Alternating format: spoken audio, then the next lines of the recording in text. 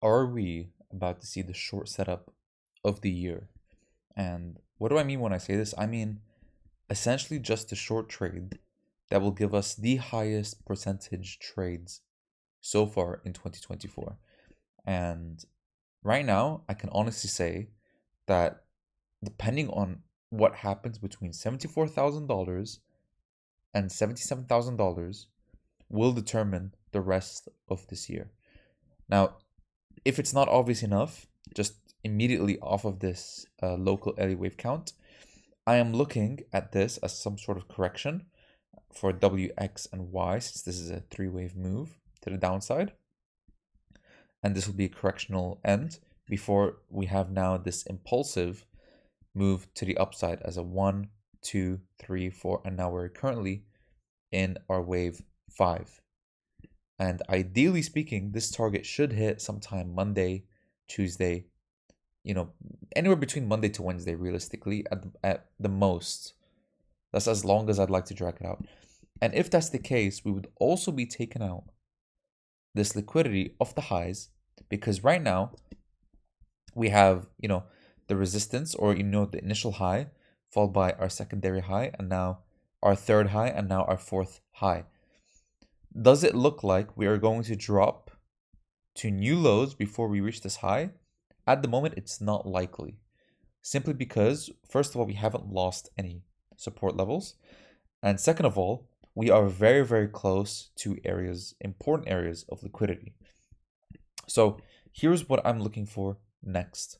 Number one, I would really like this low over here to hold first before we come up to this high. So that means I'm looking at it like this. In order for this Elliott wave count to be valid, for this to be a wave 3 and a 4 before coming up for a 5, we need to see a continued move to the upside over here before our potential move down.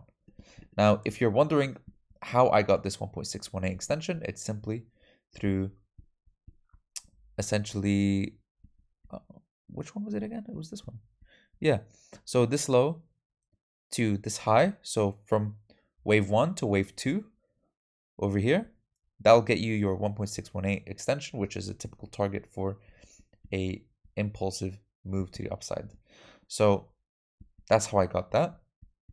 Another thing to keep in mind is that we just have generally just a lot of built up liquidity. We have a resistance level, we have large built up liquidity, and we have a lot of order blocks and imbalances on the downside to fill on the charts. So it would be really, really nice if we see some sort of, if we go to the weekly, it's more clear. If on the weekly chart we come up next week, we see our resistance touch to form a swing failure pattern.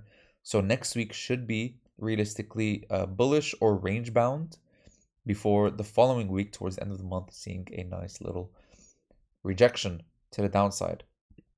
So that is what I'm looking at. And with this overall count over here, 1, 2, 3, 4, 5, it does imply that we are going into some sort of correctional move to the downside. It could be multi-month, it could be literally till next year. This could take an entire year to complete before we come down to our area of support down here below $50,000. Okay? If we look at the yearly chart, it actually doesn't look great. Of course, it depends on how fast we come down to these lows as well. But generally speaking, at the moment, yes, this is a support level, but it's not one that I would long. Why? Because it comes so close to overall like this candle low, and there's no support on the higher time frame, like the 12-month, the 6-month, and I'm guessing even the monthly, there wasn't really much over here. There isn't too much support at the moment on the higher time frames for me to say that this will take us to, new all-time highs, essentially. So at the moment, instead of looking at it as definitive support level for where I would want to take a long, I'd simply use this as an area where you could take profits on your short trades. Now, I'm talking as if, it's extremely probable that we'll get rejection. But the truth is I don't know until I see that rejection. And of course, that's easy to say because, everyone would probably think that, okay, we hit our rejection and we went down. Obviously, that means it's a winning trade. But what I mean is that I'm not going to immediately necessarily short up here, wherever, Bitcoin price lands.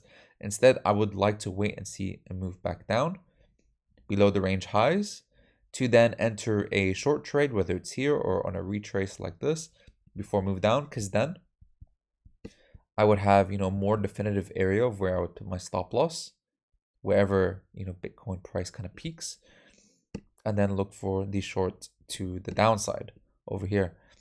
And to be honest, I would look to take it all the way down to, first target would be around, well, first major target, I would say, not first take profit.